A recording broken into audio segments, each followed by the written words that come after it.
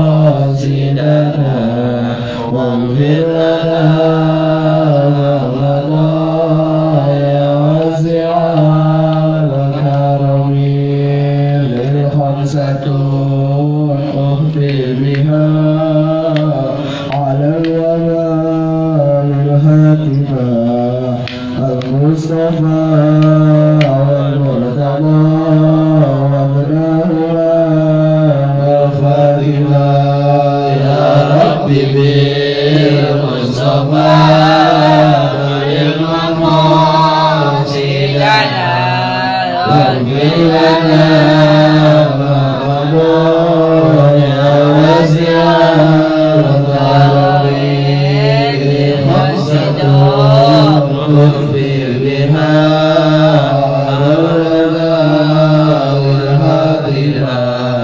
المصطفى والمرتضى والفاتحة يا ربي بالمصطفى للمقاصدنا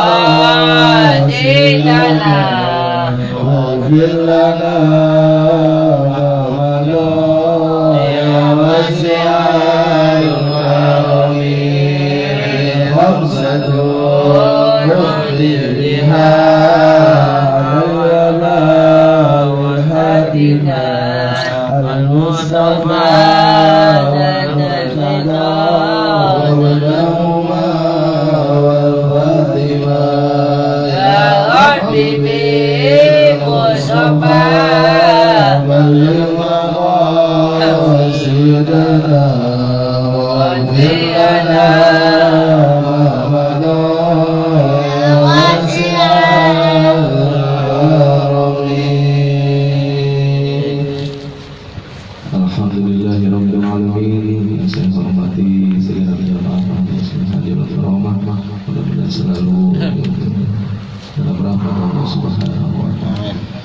Baik, kita lanjut pelajaran kita, kajian kita pengajian, yaitu kitab Nasha'il Ibadah, untuk mengintrospeksi diri kita masing-masing.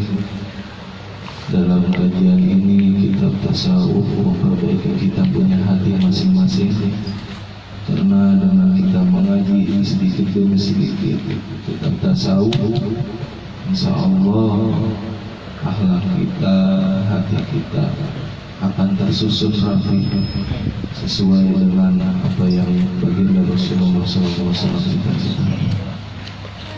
Kalau kita belajar tentang fikih saja, yaitu syariat, maka salah tiga. Begitupun kalau kita belajar tentang tasawuf saja, itu juga kesalahan. Karena kalau kita belajar tentang fikih saja, ada yang mengatakan bahwa itu fasik hukum. Lalu orang yang belajar tentang fikih saja tidak mengenal, yaitu memperdalam tentang ilmu-ilmu tasawuf, ilmu-ilmu akhlak, hanya dia memperdalam ilmu fikih syariat tentang zahirnya ibadah, maka kebanyakan yang sudah terjadi, baik orang yang sudah mengenal ilmu, para ulama, para kiai, yang belajar khusus memperdalam fikihnya saja, bahkan boleh dikatakan sangat mengesampingkan ilmu tasawuf, atau dia tahu tetapi tidak mau menyebarkan kepada umat. Nah, itu biasanya kata guru Kiai Haji Ahmad Saman, beliau mengatakan bahwasanya orang seperti itu biasanya apa namanya, kalau syariat itu hukumnya kan ada 4, wajib, sunnah, mubah, makruh. Nah, kalau orang-orang fikih syariat itu dia selalu mengedepankan yaitu wajib dan haram. Wajib, haram, wajib, haram. Kalau dibalikan ke sehari-hari berarti benar, salah, benar, salah. Nah, terus karena mengedepankan benar salah, yang ada benar, nggak mau mengalah. Nah itu kebanyakan orang syariat, pengennya bener aja, untuk mengalah nggak mau dia. Nah terus orang tasawuf meremehkan atau mengesampingkan ilmu syariat, itu juga nggak boleh. Karena kalau kita memperdalam ilmu tasawuf tanpa memperbaiki kita ilmu syariat, itu nanti jatuhnya semua agama benar, karena dia pakai hati. Karena semua makhluk itu makhluk Allah Subhanahu wa Ta'ala, dan agama yang muncul semuanya itu muncul dari Nabi dan Rasul Allah Subhanahu wa Ta'ala. Nah di situ dia pakai logika, pakai hati. Nah makanya disebutnya semua agama benar. Kalau bahasa kitanya seringnya itu kedengarannya liberal, orang-orang liberal. Nah, semua agama benar. Padahal kita tahu gitu, agama yang paling hak, agama yang paling benar adalah agama Islam. Indallahil Islam. Seperti itu. Nah makanya kita harus menstabilkan antara belajar tasawuf dan belajar ilmu syariat, ilmu fikih. Dan alhamdulillah nih, kalau ilmu tasawuf di sini, kalau ilmu fikih di pengajian bapak-bapak gitu, masing-masing bidangnya. Nah kita lanjut untuk kitab Nasoil Ibad, yaitu makalah nomor 15. Bismillahirrahmanirrahim. Allahumma faqih fid-din wa 'allimhu hikmata wa ta'wilul Qur'an. Bismillahirrahmanirrahim. Wal maqalatul khamisata asyarah, yaitu adapun makalah nasihat ke nomor 15. An Abi Bakr Siddiq, dari Abu Bakar As-Siddiq radhiyallahu anhu, moga-moga Allah memberikan ridhonya kepada Abu Bakar As-Siddiq. Fi qauli ta'ala, nah, yang diucapkan Abu Bakar As-Siddiq ini apa? Adalah kalam Allah Subhanahu wa Ta'ala. Makanya di sini kalam Allah itu terbagi menjadi dua. Yang ada di dalam Al-Quran itu Al-Quranul Karim, firman Allah. Nah, tetapi ada firman Allah yang tidak masuk ke dalam Al-Quran, namanya hadis qudsi. Nah, yang diucapkan oleh Abu Bakar As-Siddiq ini adalah salah satu hadis qudsi, firman Allah Subhanahu wa Ta'ala yang tidak tercantum di dalam Al-Quranul Karim. Apa ucapan Abu Bakar As-Siddiq? Zaharul fasadu fil barri wal bahri, telah nampak kerusakan di dalam daratan dan lautan. Masalah telah nampak berarti kelihatan jelas tuh kerusakan-kerusakan yang ada di daratan maupun di lautan. Lalu ditafsirin oleh Abu Bakar As-Siddiq apa yang dimaksud dengan daratan dan apa yang dimaksud dengan lautan. Di sini ada lanjutannya, qala, wis bersabda atau wis ngucap, yaitu Abu Bakar As-Siddiq fi tafsiri dzalika. Masyaallah, Abu Bakar As-Siddiq telah mentafsirkan yaitu hadis qudsi yang tadi diucapkan oleh beliau. Apa? Al-barru huwa al-lisan.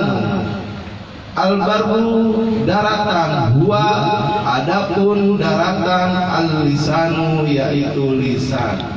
Nah, jadi tafsir dari daratan itu adalah lisan. Wal bahru, dan adapun lautan, huwa al-qalbu, yaitu adalah hati. Ya. Jadi kita nggak boleh sembarangan tuh baca Al-Quran, walaupun udah ada terjemahnya, nggak boleh sembarangan buat ngejelasin ke orang, karena ada tafsiran. Kayak tadi aja nih hadits qudsi, kan terjemahnya telah nampak kerusakan yang ada di daratan dan lautan. Nah kalau nggak ditafsirin sama Abu Bakar As-Siddiq, kita nggak tahu Taunya ada kerusakan yang di daratan, nah di sama lautan. Nah kalau ditafsirin sama Abu Bakar As-Siddiq udah.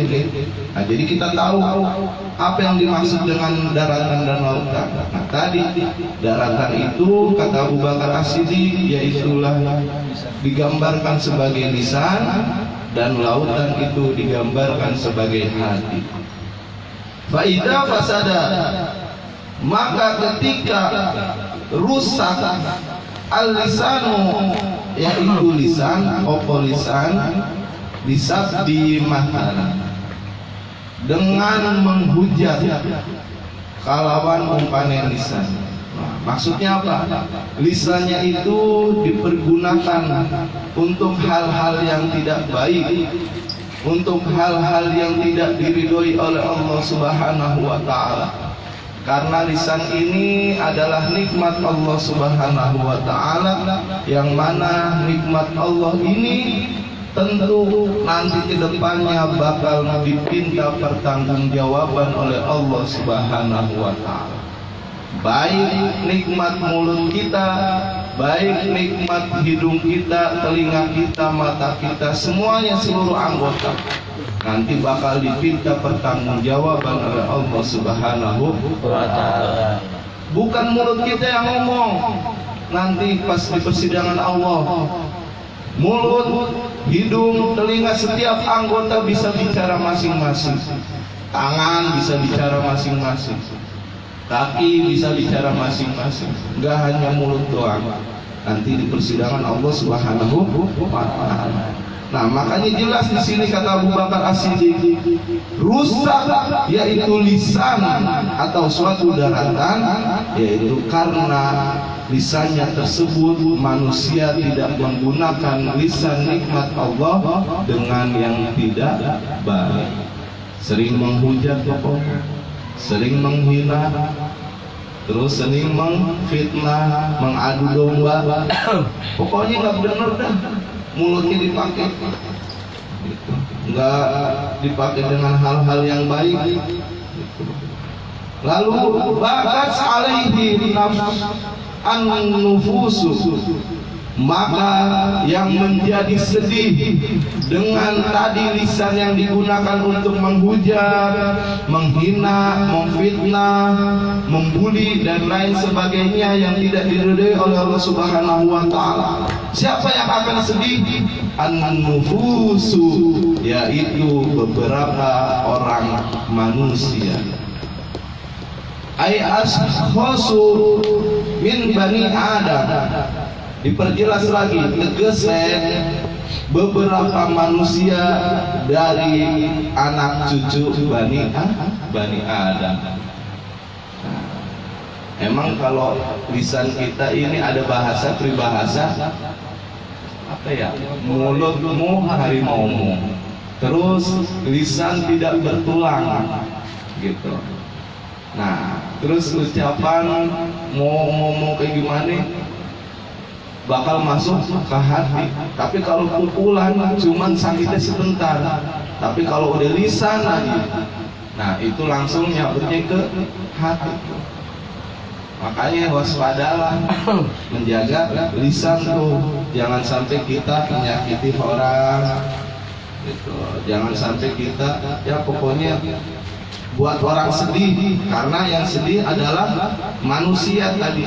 Kalau lisan kita digunakan untuk tidak bermanfaat, yang sedih adalah beberapa manusia. Maksudnya orang yang dizalimi oleh kita, gitu maksudnya. Wa idza fasada al-qalbu, dan tatkala dan ketika rusaknya yaitu hati, birriyai, yaitu dengan riya. Tadi kalau lisan rusaknya karena membuli orang, memfitnah orang dan lain-lain sebagainya. Tetapi kalau hati rusaknya itu karena perbuatan riya, ingin dipuji orang, ingin dikalem sama orang. Nah, gitu. Makanya ibadahlah kita, baik maupun di tempat ramai ataupun di tempat sepi, kita tetap istiqomah. Jangan di tempat rame subhanallah, tapi di tempat sepi nggak subhanallah. Astagfirullah. Makanya harus ini, harus apa namanya? Harus stabil. Nah ini apa namanya? Bau. Jadi kayak kabel angus gitu. Nah seperti itu, kita ulangi lagi. Jadi seperti itulah kita ibadah itu, mau orang ngomong apa, kalau dipuji jangan bikin kita terbang, biasa aja. Nah, tetapi kalau orang menghina kita, ya biasa aja. Mau dipuji biasa, mau dihina juga biasa. Seperti itu. Nah, tapi kalau urusan kebaikan biasanya itu banyak beberapa yang tidak paham atau mau fitnah. Padahal urusan ria atau enggaknya itu urusan hati masing-masing. Seperti itu. Oh itu ingin dilihat doang kan itu mah. Sabodo teuing. Yang penting hati kita enggak kayak gitu. Berprinsip. Wah, itu kok segala di upload di media sosial. Sabodo teuing, enggak tahu urusan niat kita, beda hati gitu. Nah, karena di zaman modern saat ini memang kita perlu media sosial. Bukan berarti kita ria untuk mensiarkan agama Allah Subhanahu wa Ta'ala. Kita nggak boleh kalah sama orang-orang, mohon maaf, yang bertentangan dengan kita. Karena orang-orang seperti, mohon maaf, yang bisa dikatakan Wahabi itu sudah mayoritas dia memakai media sosial. Nah, terus orang-orang kita nih, orang Nahdiyin yang kultural, yang di perkampungan, setiap ada apa-apa tentang agama dia malas untuk menanyakan kepada ustadznya masing-masing, langsung maksudnya ke kiainya langsung. Itu udah agak malas zaman sekarang. Biasanya suka melihat YouTube atau IG, padahal nggak tahu itu ustadz akidahnya Aswadiyah Nahdliyah apa Wahabiyah. Nah makanya perlu dihati-hati, kita perlu mensiarkan siar, jangan sampai kita kalah dengan orang Wahabiyah, agar pemahaman-pemahaman Aswadiyah Nahdliyah ini tidak tenggelam dari kalangan, wabil khusus generasi muda anak bangsa kita, milenial lah. Nah, kebanyakan itu udah masuk ke kampus-kampus. Nah makanya tergantung hati kita masing-masing. Kalau kita bisa berdakwah dengan lisan kita, ilmu kita, dengan media sosial kita, ataupun dengan ilmu teknologi kita, misalkan Rizky khususnya ngedit video gitu kan. Nah siarnya dia dakwahnya dari situ. Kalau saya misalkan untuk yang ilmunya, nah Rizky yang nyebarin dakwahnya masing-masing. Misalkan Pak Agus sama Pak Nur bagian media, yaitu materialnya, misalkan gitu, untuk beli apa gitu. Nah itu masing-masing ada bagiannya itu. Orang Wahabiyah juga seperti itu. Ada yang khusus ngeditnya, ada yang khusus nguploadnya, ada yang khusus donaturnya. Nah, jadi terjalin tuh dakwahnya. Makanya sabodo teuing gitu. EGP kalau bahasa anak gaulnya mah gitu. Yang punya hati kita, yang penting kita terus istiqomah untuk mensiarkan agama Allah Subhanahu wa Ta'ala. Seperti itu. Nah, rusaknya hati karena ria. Pokoknya penyakit hati kayak ria, hasud, dengki, dendam, sombong dan lain sebagainya, itu penyakit hati. Bakas alaihi, yaitu maka yang menjadi sedih dengan tadi hati yang rusak. Siapa yang akan sedih? Al malaikatu, yaitu beberapa malaikat. Nah, yang sedih malaikat lah. Kalau hati manusia udah pada rusak, yang sedih malaikat. Bukan hanya malaikat saja, manusia, lautan yang ada di lautan, hewan-hewan, tumbuh-tumbuhan, malaikat yang ada di langit, makhluk yang ada di langit, itu bakal sedih atas yaitu rusaknya hati manusia. Kalau hati manusia sudah rusak, pasti banyak kehancuran, peperangan di mana-mana, pembunuhan di mana-mana, karena rusaknya hati. Alam juga bakal kena dampaknya, gitu. Penembangan pohon di mana-mana liar. Nah, terjadilah bencana alam, longsor kah, banjir bandang kah. Nah, itu sebab musababnya karena kenapa? Karena rakusnya manusia. Nah, rakus itu penyakitnya dari mana? Dari hati, dari kolbu. Berdampaknya besar kalau hati itu. Nah, yang sedih bukan hanya manusia doang, malaikat sedih. Karena amal yang setiap manusia itu lakukan akan hangus dengan sendirinya karena rusaknya hati. Kira hikmatu, dan diucapkan utawi hikmah fi anna al-lisana wahid tanbihu lil abdi fi annahu la yanbaghi an yatakallama illa fima yuhimuhu wa fi khair. Nah, ini ada pertanyaan nih. Hikmah dari yaitu kenapa lisan diciptakan oleh Allah Subhanahu wa taala hanya satu, nggak ada lisan dua. Misalkan Allah nyiptain lisan dua, yang satu di bawah, yang satu di atas, di jidat misalkan, kan enggak gitu. Kenapa? Ini ada hikmahnya. Karena lisan yang satu itu harusnya digunakan untuk perkataan-perkataan yang baik sayogianya. Seharusnya, kalau sayogia itu bahasa Jawa, seharusnya digunakan untuk perkataan yang baik. Wa qila li anna lisana dzakira bi kulli ligatin kana dzikruhu lil mudzakkar lil madhkuri al wahidi wa huwa Allah taala wa kadzalika al qalbu bi khilafi nahwi aini wal udhuni. Nah, lisan itu kenapa diciptakan menjadi satu? Kalau hati diciptakan dia itu wakadzalikal qalbu bi khilafi, utawi hati kalawan mulai ini apa sih?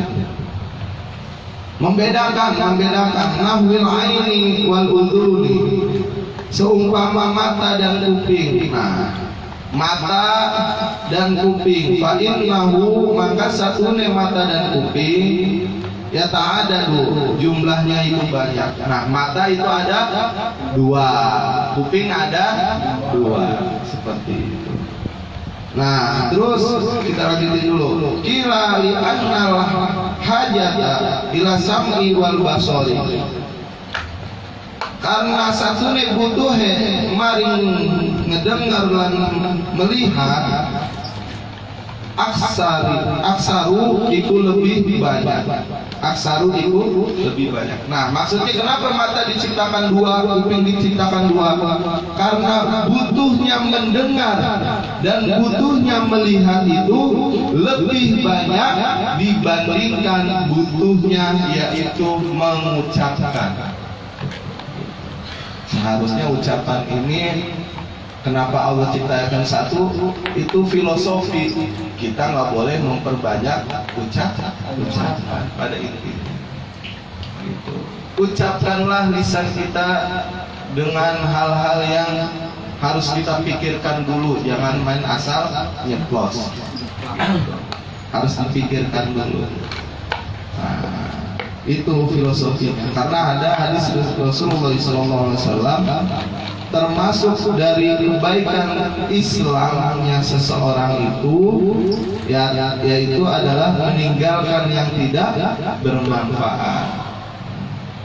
Jadi kalau ada orang bertanya, kenapa sih Allah nyiptain bibir cuma satu doang, lisan? Gitu. Kok mata ada dua, kuping ada dua? Nah, dijelasin sama Abu Bakar, karena kebutuhan mendengar dan melihat itu lebih banyak dibandingkan kebutuhan yaitu berkalam atau mengucapkan. Wa innama sabbaha al-qalbu, pasline menyerupakan opo hati bil bahri kalawan lautan disidati karena banget teh umkihi wa tisaihi jerone hati dan jembare hati. Nah, ini filosofinya. Kenapa Abu Bakar As-Siddiq mengatakan bahwa lautan itu adalah hati? Karena hati itu yaitu sangat dalam. Udah dalam, terus juga watisaihi, yaitu sangat luas. Nah, perasaan itu kan timbulnya dari hati. Kita bisa mecah raga itu dari mana? Awalnya dari hati. Terus kita bisa yaitu dekat dengan Allah Subhanahu wa taala. Itu dari mana? Dari hati. Karena hati itu tidak ada batasnya, nggak ada hijab. Kalau mata itu ada hijab, tetapi kalau hati itu nggak ada hijab. Mau kita ada di mana, misalkan A ada di sini, B ada di sono, itu bisa terasa dengan hati kita. Kalau udah saling sambung hati, itu namanya kalau di dalam thariqah adalah namanya, lupa lagi. Apa ini?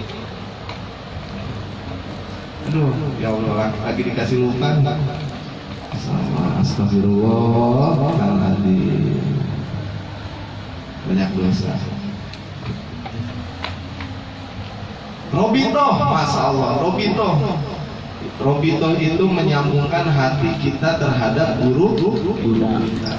Awalnya membayangin doang, bayangin wajah guru, tapi hati kita sambil zikir. Bayangin awalnya wajah guru gimana bentuknya.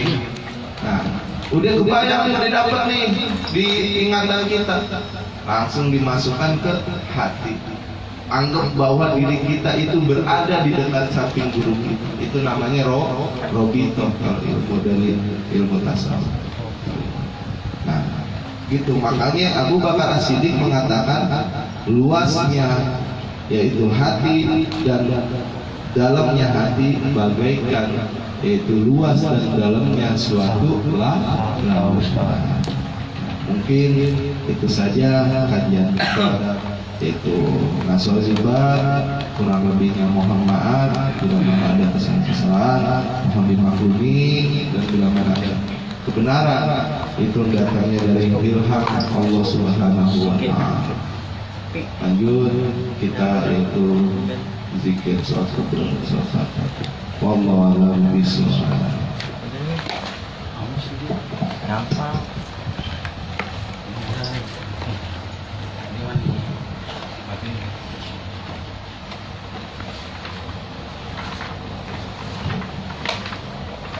Udah. Ini mana?